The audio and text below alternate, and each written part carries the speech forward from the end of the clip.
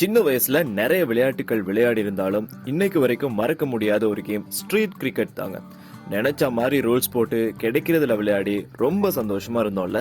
அப்படியே நம்மளோட ரூல்ஸ பத்தி கொஞ்சம் நினைச்சு பாருங்க. இடது பக்கம் அடிச்சா ரன் இல்ல, நேரா மட்டும்தான் பவுண்டரி அடிக்கலாம், அடுத்தடுத்து 3 பால் மிஸ் பண்ணா அவுட், கடைசி பேட்ஸ்மேன் தனியா விளையாடலாம், ஒருத்தருக்கு ஒரு ஓவர் தான், கூரைக்கு மேல போனா அவுட், இப்படி நிறைய இருக்கும்ல. ஸ்பெஷலா 1 பவுன்ஸ் கேட்ச் கிரிக்கெட் ரொம்ப இன்ட்ரெஸ்டிங்.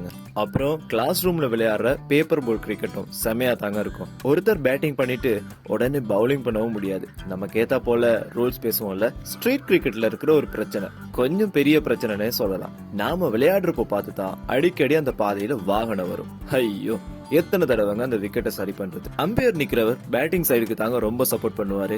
ஏன்னா அவங்கள ஒருத்தரை தானே அங்க நிக்க சொல்லலாம். நடுவர் தீர்ப்பே இறுதியானதுன்னு சொல்லுவோம். ஆனா தேவையில்லாம ஒயிட் பால் கொடுத்தா சண்டை தான்.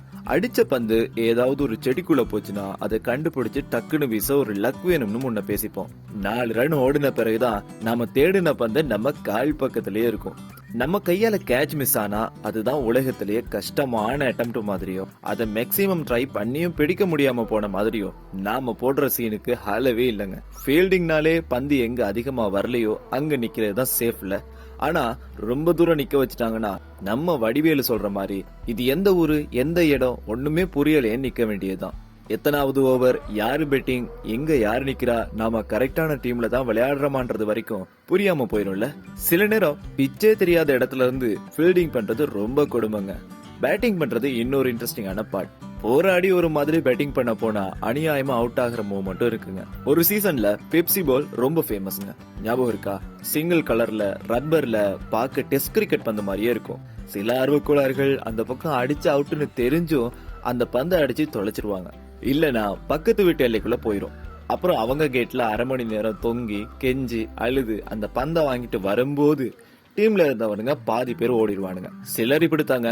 நாங்க மட்டும் அவங்களுக்கு ஃபீல்டிங் பண்ணி பவுலிங்கும் பண்ணணும். ஆனா நாம பேட்டிங் பண்றப்போ நைஸா எஸ்கேப் ஆகிடுவாங்க. சில நேரங்கள்ல நாம அடிக்க ஆரம்பிக்கும் போதுதான் மழை வந்துரும்.